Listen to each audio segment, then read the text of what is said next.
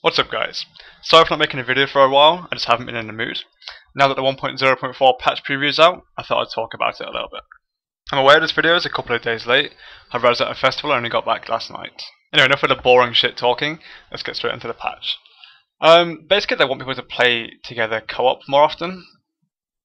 And obviously, for those of you who played Diablo 2, nobody really soloed apart from bots. And even then, the bots made co-op games so that you could sort of farm off them. So I like that they're going more towards co-op in Diablo 3, as I believe that's where the future of the game definitely lies. So they're going to remove the averaging of magic finding, gold finding games. Now, they actually said that there might be a problem with this, and I can definitely see there being a problem with this, because I'm not really sure how the gear is nowadays, because I haven't really looked at Diablo for a while, to be quite honest, but I'd imagine farming things and then one person being in like full magic find gear would be extremely beneficial, because you don't really need two players to kill bosses right now. So it's an interesting change, however it doesn't really do a lot, and the only thing it really affects is sort of, I'm presuming because it doesn't average out anymore, that 5 stacks of Nephilim Valor will sort of average out no longer, so that if you join a game when someone has 5 stacks and you have no stacks, the person with 5 stacks should still get both rare items from a boss, which I quite like. However, it could lead to some kind of abusive farming, but we'll have to see how that happens. So the next pretty big change is lowering the health multiplier in co-op games.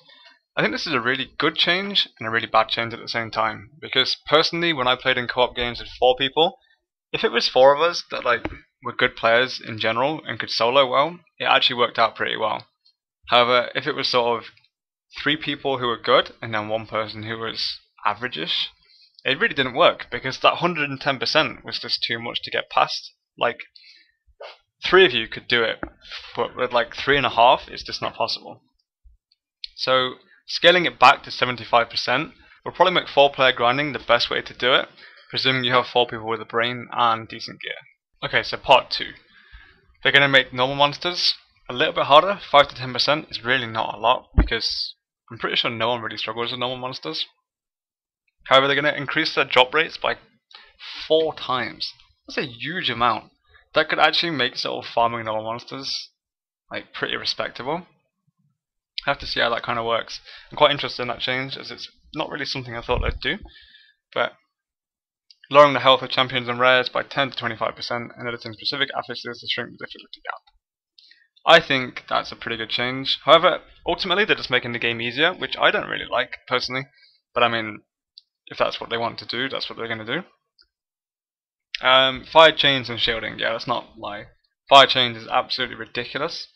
So if they actually get rid of some of the retarded affixes, such as fire chains and shielding and invulnerable minions, that'd be a great change to the game. And they probably could have just done that in the first place, rather than lowering the difficulty like a massive amount.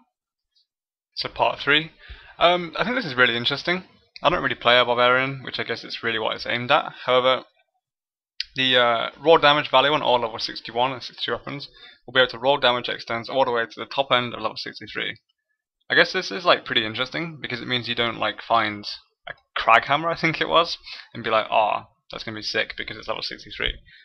But then you find like a level 61 one and be like, no, this is not gonna be good.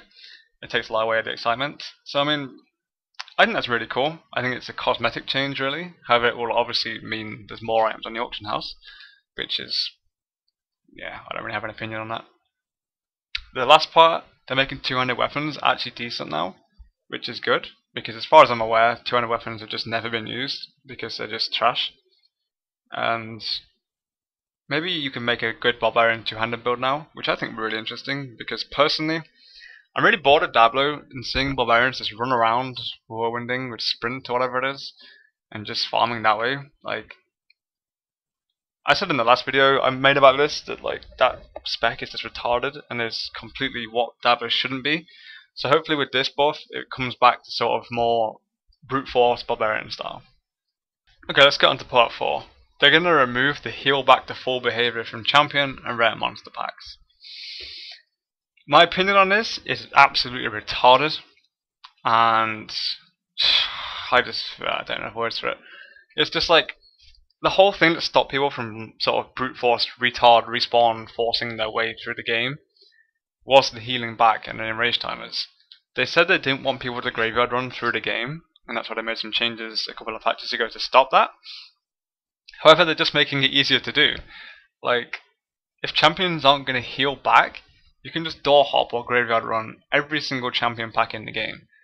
I think this is really bad. Not only that, but to say it roughly, bots will have a ton easier time farming if things don't heal back and have enrage timers, because it really means that they can just do whatever they want and not have to have a proper sort of setup to do it and gear to do it. They can just take time, which bots have a lot of because it's not a human controlling them. So this is a really questionable change in my opinion. However, I guess it's that they don't want people to have to remake games, but I don't know, leave some comments and let me know what you think about this change, because maybe I'm too harsh. And this is Blizzard being Blizzard yet again. Dying should cut into efficiency, and that creates a meaningful challenge to stay alive. However, we're reducing the repair cost by 25%. Like, what goes through their minds when they write something like that explaining about how it should be all about death penalties and blah blah blah, and then they reduce the cost of repairing? I really, I don't know, like, I can't even begin to make words about this. It's just, it blows my mind that something like this can get into a company such as Blizzard. And they're finally going to buff legendary items, but only ones that drop to craft after 1.0.4 goes live. Still not really sure what to think about this. It's interesting, and we all thought this was going to come a lot sooner than it has done. However, I'll talk more about this one when the senior game designer blah blah blah posts his blog about it. Part 5 of this blog. They're basically changing skills to make everything sort of on par with each other, like Hungering Arrow and Bowler Shot. Everyone knows Hungering Arrow is by far the best skill. However, I'm not really sure what I use Bowler Shot as an example, as grenades and the other ones are by far worse than Bowler Shot, but that's beside the point.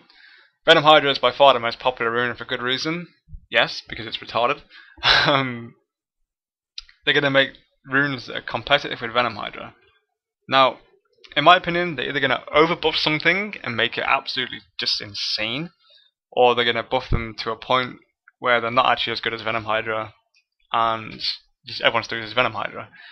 The way Blizzard buffs and nerfs things, like, they very, very, very rarely manage to land on sort of that average ground, and they either end quite a bit below or quite a bit above. So it'll be interesting to see how much they buff things and what becomes the new overpowered abilities.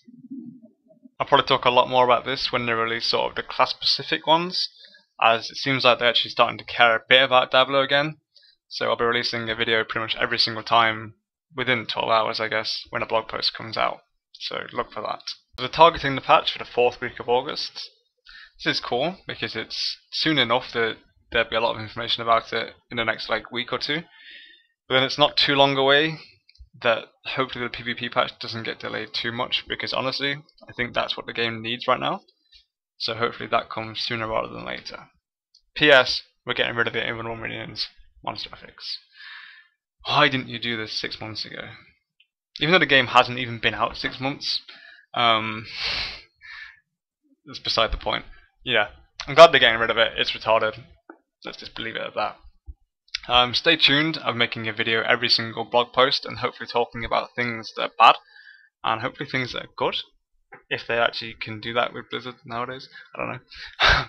Leave me a comment and let me know what's up, because I haven't really been following Diablo the last week or two. So if there's anything you think I should know about, please let me know, because yeah, like I said, I haven't been paying attention. Thanks for watching this, and if you enjoyed it, please subscribe to my channel.